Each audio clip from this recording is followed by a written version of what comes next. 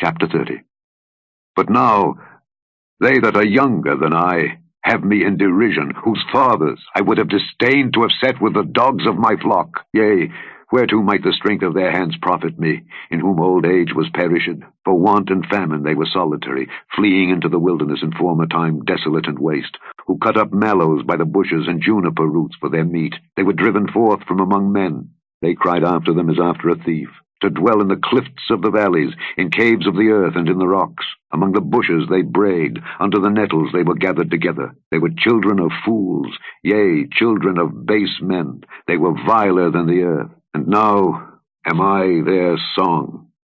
Yea, I am their byword. They abhor me, they flee far from me, and spare not to spit in my face. Because he hath loosed my cord, and afflicted me, they have also let loose the bridle before me. Upon my right hand rise the youth. They push away my feet, and they raise up against me the ways of their destruction. They mar my path, they set forward my calamity, they have no helper. They came upon me as a wide breaking in of waters. In the desolation they rolled themselves upon me. Terrors are turned upon me. They pursue my soul as the wind, and my welfare passeth away as a cloud. And now my soul is poured out upon me. The days of affliction have taken hold upon me.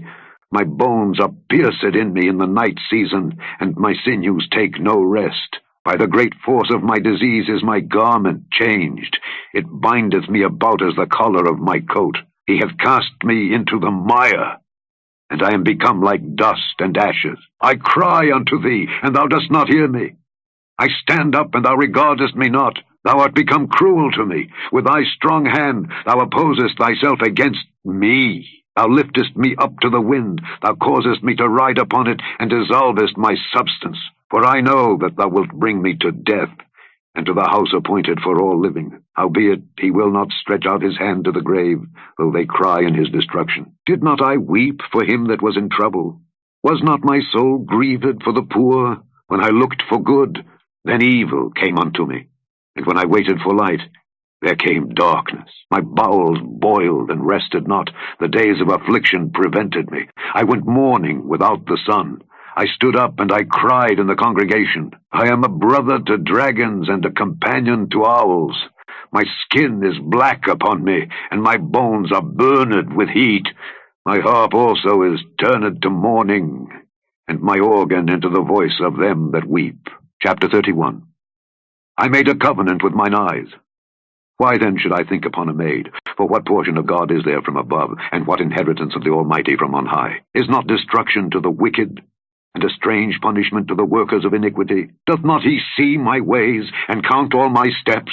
If I have walked with vanity, or if my foot hath hasted to deceit, let me be weighed in an even balance, that God may know mine integrity. If my step hath turned out of the way, and mine heart walked after mine eyes, and if any blot hath cleaved to mine hands, then let me sow and let another eat, yea, let my offspring be rooted out. If mine heart have been deceived by a woman, or if I have laid wait at my neighbor's door, then let my wife grind unto another, and let others bow down upon her. For this is an heinous crime. Yea, it is an iniquity to be punished by the judges, for it is a fire that consumeth to destruction, and would root out all mine increase. If I did despise the cause of my manservant, or of my maidservant, when they contended with me, what then shall I do when God riseth up? And when he visiteth, what shall I answer him? Did not he that made me in the womb make him, and did not one fashion us in the womb? If I have withheld the poor from their desire, or have caused the eyes of the widow to fail, or have eaten my morsel myself alone, and the fatherless hath not eaten thereof? For from my youth he was brought up with me, as with a father, and I have guided her from my mother's womb. If I have seen any perish for want of clothing, or any poor without covering, if his loins have not blessed me, and if he were not warmed with the fleece of my sheep, if I have lifted up my hand against the fatherless when I saw my help in the gate, then let mine arm fall from my shoulder blade, and mine arm be broken from the bone. For destruction from God was a terror to me, and by reason of his highness I could not endure. If I have made gold my hope, or have said to the fine gold, Thou art my confidence, if I rejoiced because my wealth was great, and because mine hand had gotten much, If I beheld the sun when it shined, or the moon walking in brightness, and my heart hath been secretly enticed, or my mouth hath kissed my hand, this also were an iniquity to be punished by the judge, for I should have denied the God that is above. If I rejoiced at the destruction of him that hated me, or lifted up myself when evil found him, neither have I suffered my mouth to sin, by wishing a curse to his soul. If the men of my tabernacle said not, Oh, that we had of his flesh, we cannot be satisfied. The stranger did not lodge in the street, but I opened my doors to the traveler. If I covered my transgressions as Adam, by hiding mine iniquity in my bosom, did I fear a great multitude, or did the contempt of families terrify me, that I kept silence, and went not out of the door? Oh, that one would hear me!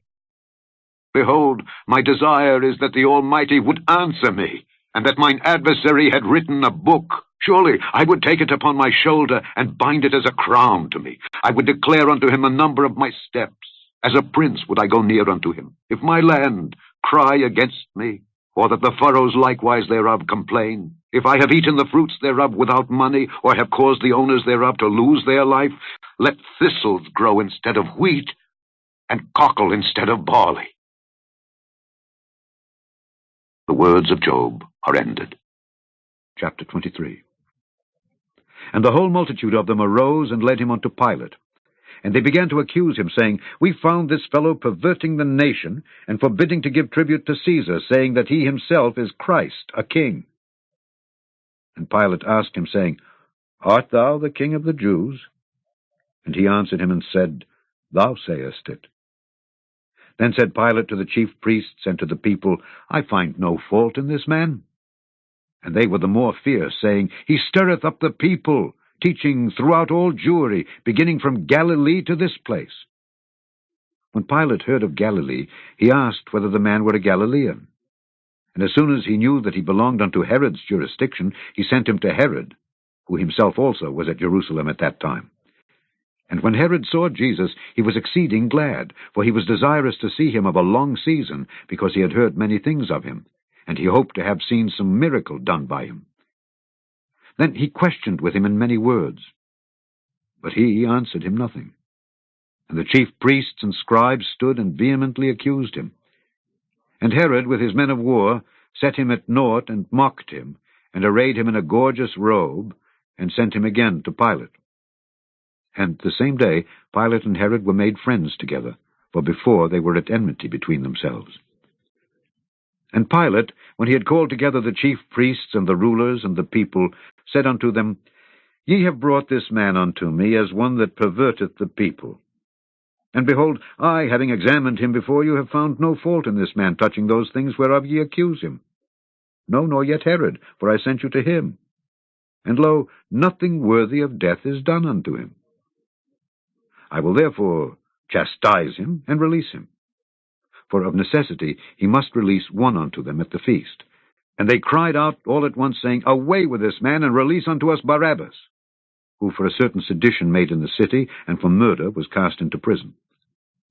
Pilate therefore, willing to release Jesus, spake again to them. But they cried, saying, Crucify him, crucify him. And he said unto them the third time, Why, what evil hath he done? I have found no cause of death in him. I will therefore chastise him, and let him go. And they were instant with loud voices, requiring that he might be crucified. And the voices of them and of the chief priests prevailed. And Pilate gave sentence that it should be as they required. And he released unto them him that for sedition and murder was cast into prison, whom they had desired, but he delivered Jesus to their will. And as they led him away, they laid hold upon one Simon, a Cyrenian, coming out of the country, and on him they laid the cross, that he might bear it after Jesus. And there followed him a great company of people and of women, which also bewailed and lamented him. But Jesus, turning unto them, said, Daughters of Jerusalem, weep not for me, but weep for yourselves and for your children. For behold, the days are coming in the which they shall say, Blessed are the barren, and the wombs that never bare, and the paps which never gave suck. Then shall they begin to say to the mountains, Fall on us, and to the hills, Cover us. For if they do these things in a green tree, what shall be done in the dry? And there were also 2 other malefactors led with him to be put to death. And when they were come to the place which is called Calvary, there they crucified him and the malefactors, one on the right hand and the other on the left. Then said Jesus, Father, forgive them, for they know not what they do. And they parted his raiment and cast lots. And the people stood beholding. And the rulers also with them derided him, saying, He saved others, let him save himself, if he be Christ, the chosen of God. And the soldiers also mocked him, coming to him and offering him vinegar, and saying, If thou be the King of the Jews, save thyself. And a superscription also was written over him in letters of Greek and Latin and Hebrew, This is the King of the Jews. And one of the malefactors which were hanged railed on him, saying, If thou be Christ, save thyself and us. But the other answering rebuked him, saying, Dost not thou fear God, seeing thou art in the same condemnation? And we indeed justly, for we receive the due reward of our deeds, but this man hath done nothing amiss. And he said unto Jesus, Lord, remember me when thou comest into thy kingdom. And Jesus said unto him, Verily I say unto thee, today shalt thou be with me in paradise. And it was about the 6th hour, and there was a darkness over all the earth until the 9th hour. And the sun was darkened, and the veil of the temple was rent in the midst. And when Jesus had cried with a loud voice, he said, Father, into thy hands I commend my spirit. And having said thus, he gave up the ghost. Now when the centurion saw what was done, he glorified God, saying, Certainly this was a righteous man. And all the people that came together to that sight, beholding the things which were done, smote their breasts and returned. And all his acquaintance, and the women that followed him from Galilee, stood afar off, beholding these things. And behold, there was a man named Joseph, a counselor, and he was a good man and a just. The same had not consented to the counsel indeed of them. He was of Arimathea, a city of the Jews, who also himself waited for the kingdom of God. This man went unto Pilate, and begged the body of Jesus. And he took it down, and wrapped it in linen, and laid it in a sepulchre that was hewn in stone, wherein never man before was laid. And that day was the preparation, and the Sabbath drew on.